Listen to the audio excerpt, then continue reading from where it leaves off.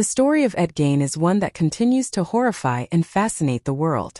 His life and crime served as inspiration for some of the most iconic horror films and novels, such as Psycho, The Texas Chainsaw Massacre, and The Silence of the Lambs.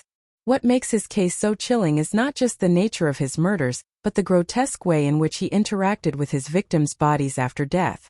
Born on August 27, 1906, in La Crosse, Wisconsin, Gein's early life set the stage for the unimaginable horrors he would later commit. Ed Gein grew up in a highly dysfunctional family.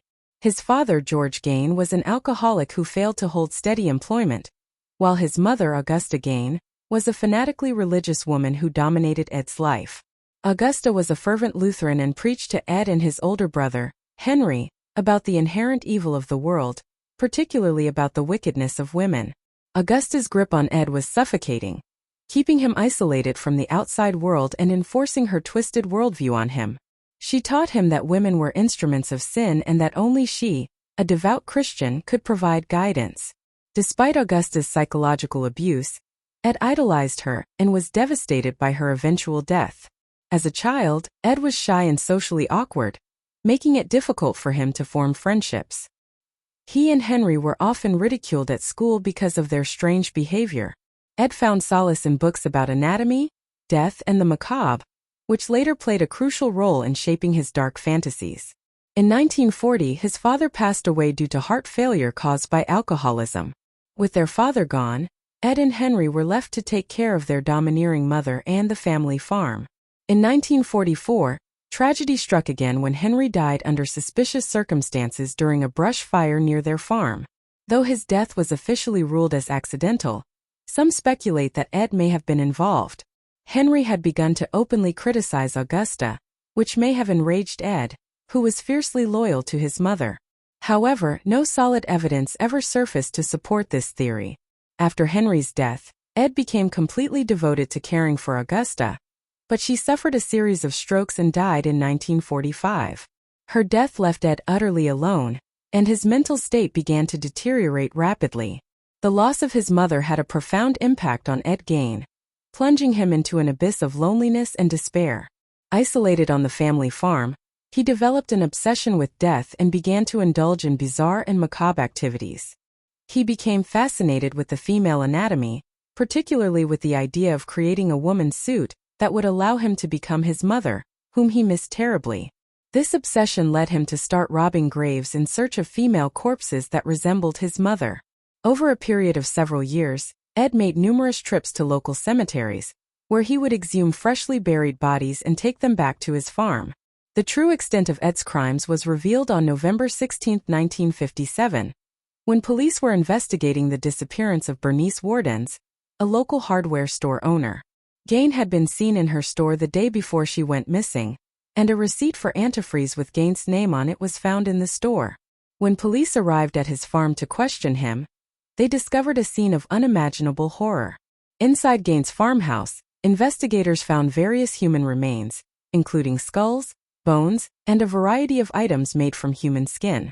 Among the items were lampshades, bowls, a belt made from nipples, and a mask made from a woman's face.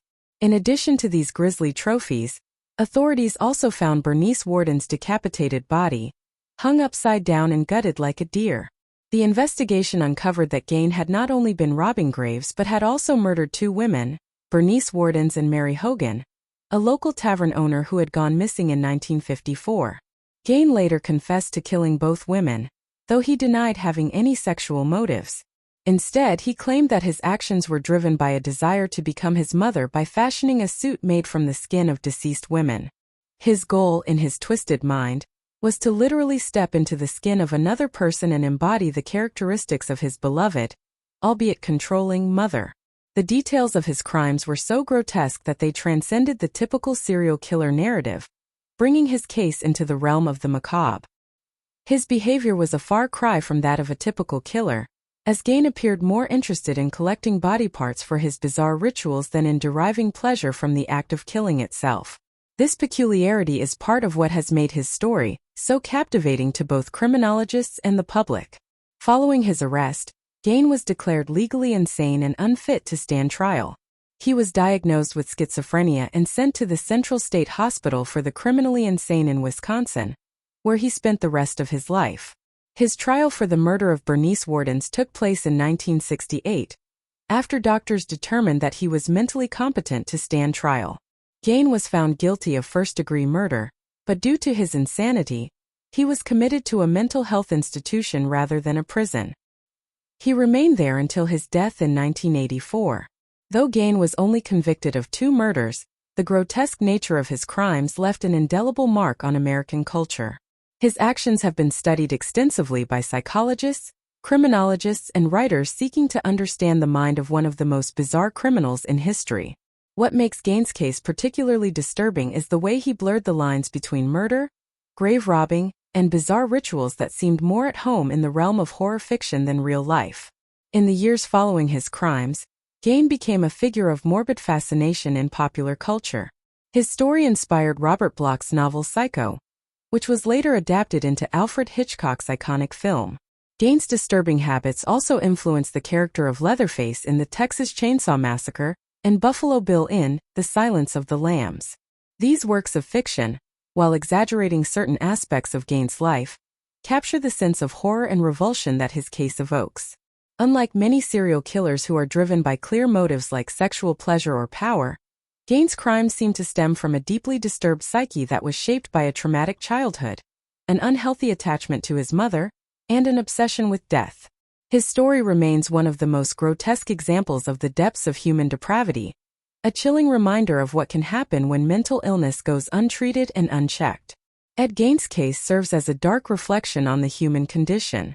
It forces us to confront uncomfortable truths about the fragility of the mind and the consequences of extreme isolation and psychological abuse. His legacy, though horrifying, continues to shape our understanding of criminal psychology and the cultural landscape of horror, ensuring that the name Ed Gein will not be forgotten. Thank you for listening to another episode of Loopholery, your go-to podcast channel for quick, witty, and insightful takes on random topics, all in 8 minutes or less.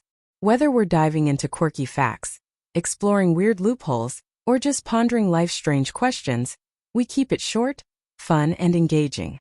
Perfect for curious minds on the go.